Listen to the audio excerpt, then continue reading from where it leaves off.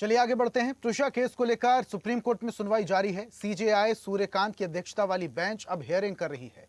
CBI की तरफ से पेश हुए एसजी तुषार मेहता, घटना दुर्भाग्यपूर्ण है, निष्पक्ष जांच जरूरी है, यह कहना है सीजेआई सूर्यकांत का। हम पुलिस का मोरल डाउन नहीं करना चाहते, स्वतंत्र एजेंसी को जांच करना चाहिए। गिरिबाला जज रही, ऐसा नैरेटिव बनाया जा रहा है। त्रिशा मामले में 3 जगह सुनवाई आज होने जा रही है। दिल्ली, जबलपुर और भोपाल में हियरिंग होने जा रही है। कल त्रिशा का अंतिम संस्कार हुआ रीपोस्टमार्टम के बाद, और अब इस मामले पर सुप्रीम कोर्ट ने स्वतः संज्ञान लिया है। और ज्यादा जानकारी के साथ दिल्ली से हमारे सहयोगी रवि जुड़े हुए हैं। रवि, इस पूरे मामले को लेकर सुप्रीम कोर्ट ने स्वतः संज्ञान लिया है। इसको लेकर सीजेआई की तरफ से भी कुछ प्रतिक्रिया सामने आई है। वो कह रहे हैं कि हम पुलिस का मोरल डाउन नहीं करना चाहते, लेकिन इस पूरे मामले की निष्पक्ष जांच होना चाहिए। एक संकेत वो दे रहे हैं कि इस केस को जल्द से जल्द सीबीआई अपने हैंडओवर में ले ले। आज सुप्रीम कोर्ट में सुनवाई हुई और कोर्ट ने साफ कहा है कि ये घटना दुर्भाग्यपूर्ण है और इसकी निष्पक्ष जांच जरूरी है। तो सुप्रीम कोर्ट ने यह भी साफ किया कि एजेंसी के सामने बयान दर्ज, जो भी बयान दर्ज किए जाए परिवार के, इसके अलावा राज्य सरकार को केस ट्रांसफर करने के निर्देश दिए हैं। जी, इसके अलावा रवि, सुनवाई को लेकर भी अभी सीजेआई की तरफ से कोई प्रतिक्रिया सामने आई है और कुछ अपडेट? जी, अभी सीबीआई की तरफ से तो कोई प्रतिक्रिया सामने नहीं आई है, लेकिन इस मामले में एक बात बता दूं मैं आपको कि सुप्रीम कोर्ट ने कुछ गाइडलाइन जारी की है। उसने साफ कहा है कि जो त्रिशा के साथ है वो जांच में, सॉलिसिटर जनरल ने बात रखी है कोर्ट में कि जांच में जो साथ है वो गिरिबाला, वो जांच में सहयोग नहीं कर रही है। तो इसको लेकर उन्होंने कोर्ट ने सख्त निर्देश दिए हैं कि वो जांच में सहयोग करे।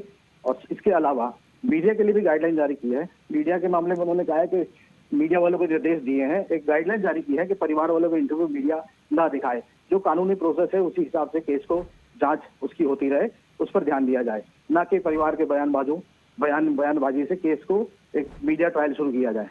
जी, ठीक है, बहुत शुक्रिया रवि तमाम जानकारियों के लिए। तो ये बड़ी अपडेट आपको दे रहे हैं। सुप्रीम कोर्ट का कहना है कि जो बयान परिवार वालों की तरफ से किए जा रहे हैं उसको लेकर धारणा नहीं बनाई जानी चाहिए। इस केस की पूरी जांच हो रही है और जांच में और भी कई सारे तथ्य सामने आएंगे, लेकिन फिलहाल ये गुत्थी अभी भी बनी हुई है कि त्रिशा की हत्या की गई थी या फिर त्रिशा ने आत्महत्या की थी। और इसके अलावा सुप्रीम कोर्ट के सीजेआई सूर्यकांत की तरफ से प्रतिक्रिया सामने आई है। उनका कहना है कि हम पुलिस का मोरल डाउन नहीं करना चाहते, लेकिन इस मामले में निष्पक्ष जांच होना चाहिए। अब यह पूरा मामला हाई प्रोफाइल बन गया है। त्रिशा के माता पिता का कहना है कि उसकी हत्या की गई है और इसके पीछे उसके ससुराल वाले हैं। और ज्यादा जानकारी के साथ जबलपुर से हमारे सहयोगी सोमनाथ भी जुड़े हुए हैं। सीधा रुख करते हैं। सोमनाथ, इस पूरे मामले में सुप्रीम कोर्ट की तरफ से भी प्रतिक्रिया सामने आई है। सीजेआई कह रहे हैं कि निष्पक्ष जांच होना चाहिए, हम पुलिस का मोरल डाउन नहीं करना चाहते। इसको लेकर पूर्व जज गिरिबाला की लिए भी खबर सामने आ रही है कि वो इस पूरे मामले में सहयोग नहीं कर रही। अब जो त्रिशा के पति थे उन्होंने भी आत्मसमर्पण किया था, 7 दिन की पुलिस रिमांड पर भेजा गया है। अभी आपके पास क्या अपडेट है?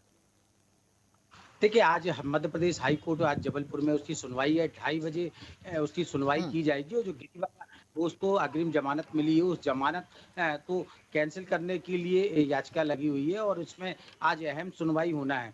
तो आज हाई कोर्ट भी इसमें प्रमुख तौर पर 2:30 बजे इस पर सुनवाई करेगा। अब ये देखना है, ये जो माना जा रहा है, जो अधिवक्ताओं का कहना है कि आज जो गिरिबाला की अग्रिम जमानत है उसको कोर्ट उसको कैंसिल कर सकता है। तो एक महत्वपूर्ण जो आज सुनवाई जबलपुर हाई कोर्ट में होनी है। और भी जो 3 याचिका लगी हुई थी जिसमें उनने अग्रिम जमानत के लिए बात कही थी कोर्ट में, हाई कोर्ट में जो बात बताई गई थी। तो जैसे पूर्व में जो शनिवार को जब सुनवाई हुई थी तो उस समय जो कोर्ट ने 3 सुनवाई में कहा गया था कि आप समर सिंह को कहा गया था कि आप कोर्ट में सरेंडर कर दें या फिर आप अपनी बात रख सकते हैं। तो इस तरह जो कोर्ट का ये जो आज अहम फैसला जो 2:30 बजे आना है, ये काफी महत्वपूर्ण है और सबकी नजर इस फैसले पे लगी हुई है कि कोर्ट इसमें क्या निर्णय और दे सकता है। गिरिबाला को लेकर भी कोर्ट की तरफ से कुछ कहा गया?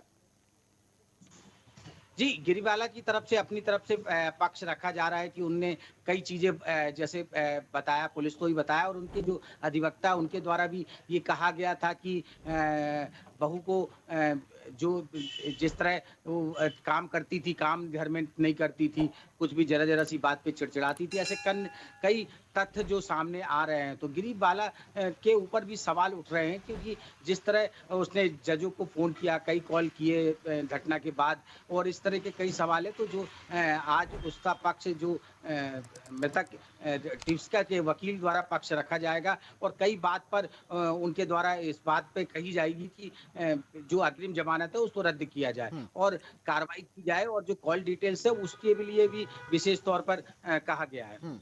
अच्छा सोमनाथ जी, इसके अलावा कुछ दिन पहले का एक वीडियो है जब गिरीवाला के वकील मीडिया पर काफी भड़क गए थे और कई सारे आरोप भी लगा रहे थे। उनसे जब सवाल जवाब किया जा रहा था तो वो कतरा भी रहे थे, इरिटेट भी हो रहे थे। इसको लेकर वकील की तरफ से कोई प्रतिक्रिया सामने आई है? क्या वकील इन तमाम लोगों को गिरीवाला हो वो मीडिया के सामने कुछ भी बोलने से मना कर रहे हैं?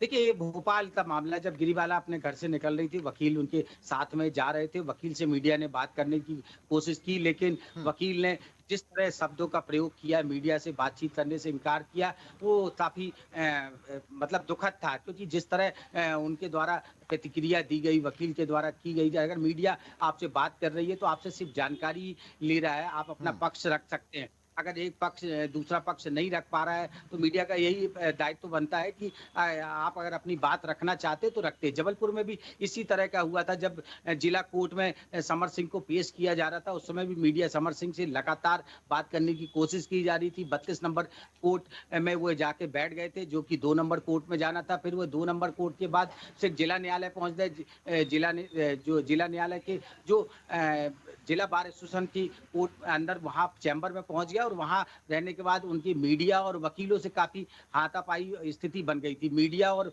वकीलों के बीच भी काफी बातचीत हुई है। पुलिस ओमती पुलिस आने के बाद 2 घंटे तक ये कार्यक्रम चलता रहा। इस तरह की वाद विवाद की स्थिति मची रही मीडिया और वकीलों के बीच, क्योंकि मीडिया सिर्फ समर सिंह से बात करना चाहती थी। समर सिंह अपनी बात रख सकते थे, लेकिन वो भागते नजर आए। आप वीडियो फुटेज में पूर्व में देख सकते हैं किस तरह समर सिंह बिल्कुल के सोमनाथ, अब पीछे समर्थ सिंह को 7 दिन की पुलिस रिमांड पर लिया गया है। अब पुलिस क्या कुछ उगलफाती है, क्या कुछ राज खुलवा पाती है, देखने वाली बात होगी। बहुत शुक्रिया तमाम जानकारी हम तक साझा करने के लिए सोमनाथ जी। और ऐसी ही ताजा खबरों के लिए लाइक, फॉलो और यूट्यूब पर सब्सक्राइब कर बेल आइकन जरूर दबाइए और हर अपडेट के लिए विजिट कीजिए स्वदेशलाइव.com।